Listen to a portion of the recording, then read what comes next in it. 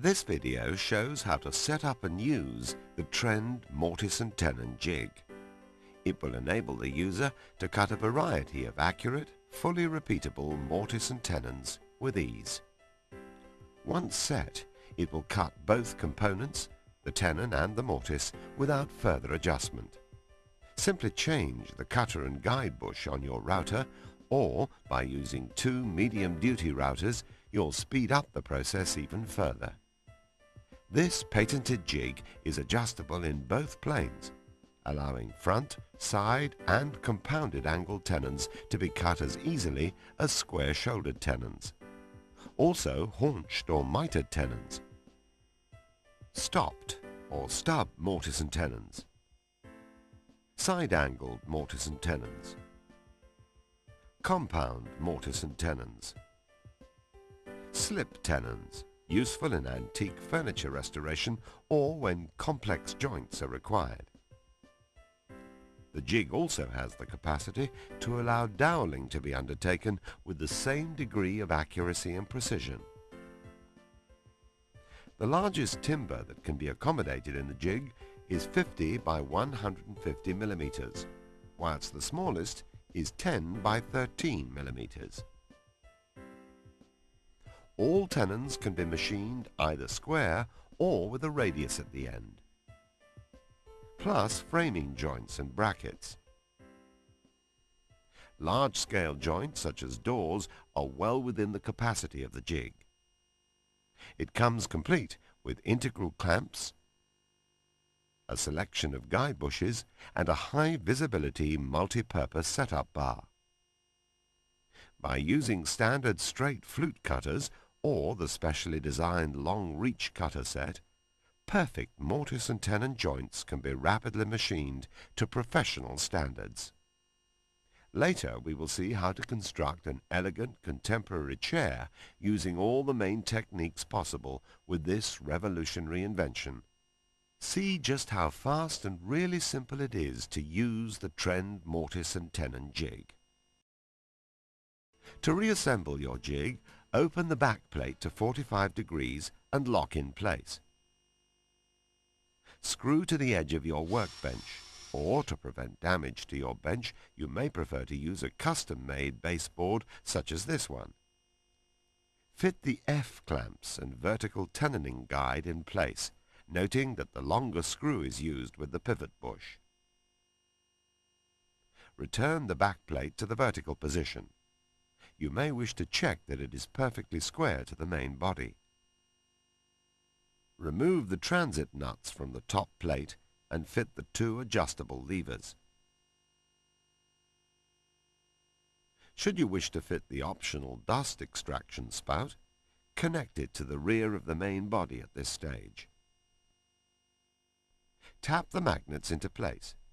These hold the front dust shield in place and are used only when cutting square tenons and should be laid aside at other times. When fitting the top levers, make sure you employ the washers. To obtain the best results, it is essential that the timber is square and true, and when cut to length, include the length of any tenons. For square-shouldered tenons, position the rail here, with the corresponding style to be mortise clamped here. Should you need to cut a mortise at the end of a style, for example in the style of a cupboard door, or as in the front leg of a chair, position the middle clamp, utilizing the red protective cap here. This will provide a center support flush with the back face of the timber. The jig will accept the timber from either the left or right-hand side. To machine an angled shoulder, rotate the vertical guide to the required angle. For a front angle, simply move the tilting back plate like this. By using a combination of both the back plate and the vertical guide, compound mortise and tenons can be constructed. Traditionally, a tenon, being 1/3 of the thickness of the stock, will determine the size of the cutter used for the mortise, and the size of the guide bush used when cutting the tenon. These are the two variables in the process. The constants are that the metal guide bush fitted with the large collar is used for all mortises, and the largest cutter, 15.9 millimeters, 5/8 of an inch, is used to cut all sizes of tenons. 1/3 of the thickness of the timber dictates the thickness of the tenon. Then, by referring to the setup bar, you can determine the correct combination of the mortise cutter and tenon guide bush required. Mark the shoulders on the tenon as normal, unlike the normal method of marking the tenon with both cheeks marked for removal with this jig. We only need to mark the center line on the end grain. When all parts are marked out, insert a rail vertically ready to form a tenon. Use the setup bar to set the correct height and centering of the tenon timber. Set the depth of cut by lowering the cutter down to the shoulder marks and set the depth stop. Shoulders, either single or at both ends of the tenon, are marked, and the correct opening between the two sliding templates for the shoulders is determined by the steel setup bar. The markings on each side, left and right, are lined up with the shoulder lines according to the tenon width. Then the sliding templates are brought up to the edge of the downstand and locked off. Use the dust shield to direct waste towards the extract port. Cut the tenon in a clockwise motion in incremental passes. For square-shouldered tenons, simply reverse the templates.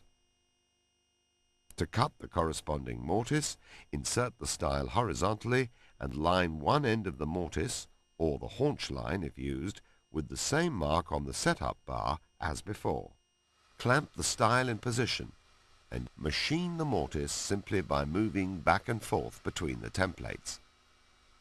Because the position of the templates is set for both mortise and tenon just once, the joint fits perfectly each and every time. A set of 5 long-reach 1/4-inch shank cutters and a similar set of 8 mm shanks recommended if your router can accept an 8 mm collet. The dust extraction kit consists of a 58 mm spout with a reducer down to a 39 mm hose, and a front dust shield used when machining straight tenons.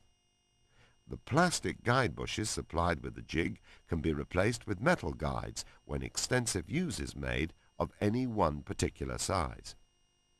Alternative guide bushes and cutters are also available to machine joints having a tenon width of 3, 7 or 9/16 of an inch.